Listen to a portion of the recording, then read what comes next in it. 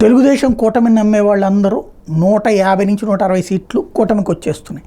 అలాగే వైఎస్ఆర్ కాంగ్రెస్ పార్టీని నమ్మే వాళ్ళందరూ 120 నుంచి 130 దాకా వైసీపీకి వస్తున్నాయి. ఇది ఇప్పుడు ప్రస్తుతం జరుగుతున్నటువంటి ప్రచారం. అది పక్కన పెడితే జగన్కి ధైర్యం ఏమైనా ఉందా లేదా? ఎందుకయ్యా అంటే ఓ పక్కన చెల్లెళ్ళిద్దరు, ఇంకో పక్కన ముగ్గురు కలిసి అటాక్ కూటమి, ఇంకొక వైపున వచ్చేటప్పటికి ఎన్నికల సంఘం నుంచి వరుసపెట్టి అడ్డంకులు, ఇంకొక వైపున వచ్చేటప్పటికి పోలీసు అధికారుల బదిలీలు లాంటి వ్యవహారాలు, అట్లాగే నరేంద్ర మోడీ లాంటి వాళ్ళు నేరుగా అటాక్ చేసినటువంటి సందర్భం. వీటన్నిటి మధ్యన ఇక జగన్ పరిస్థితి ఏంటి? అతనేం నమ్ముతున్నాడు అంటే పార్టీ వాళ్ళు ఇదే మొక్క తనని ప్రశ్నిస్తే తను చెప్తున్న పాయింట్ ఏంటంటే, నేను చేసిన పనిని నమ్ముతున్నా. 1,65,00,000 కుటుంబాలు ఆంధ్రప్రదేశ్లో ఉంటే 1,45,00,000 కుటుంబాలకి నేను బెనిఫిట్స్ అందించా. ఏదో ఒక రూపంలో వాళ్ళకి పథకాలు అందినాయి.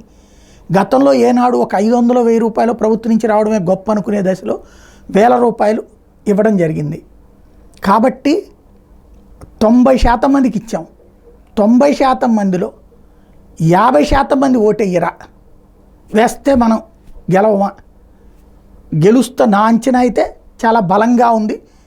మహిళలు మాట తప్పరు, లేకపోతే కనుక పథకాలు తీసుకున్నటువంటి పేదలు నెగిటివ్గా ఉండరు, లేదా ఇట్లాగే ఈ పేపర్లలో టీవీల్లో వచ్చే ప్రచారాలు, ఈ సోషల్ మీడియా క్యాంపెయిన్లకు ఎట్లాంటి వాటికి వాళ్ళు పడరు, వాళ్ళకి అందిన పథకాలు చూసుకుంటారు అని చెప్తుంటే, అలా కాదు అంతకంటే ఎక్కువ ఇస్తానని చంద్రబాబు చెప్తున్నారు కదా, కాబట్టి అటుకి టర్న్ అవుతారు. ఈవెన్ పెన్షన్లు లాంటిది 3,000 మనం అన్నాం, అక్కడ 4,000 ఇస్తామంటున్నారు కదా అంటే అది జనం నమ్మరని నేను నమ్ముతున్నాను. ఎందుకంటే గతంలో సంపూర్ణ రుణమాఫీ, డ్వాక్రా రుణమాఫీ ఇట్లాంటివి చేయలేదు కాబట్టి ఆ జనానికి, ఆ పేదలకు అందరికీ అది తెలుసు అన్నటువంటి జగన్ పదే పదే చెప్పుకొస్తున్నటువంటిది.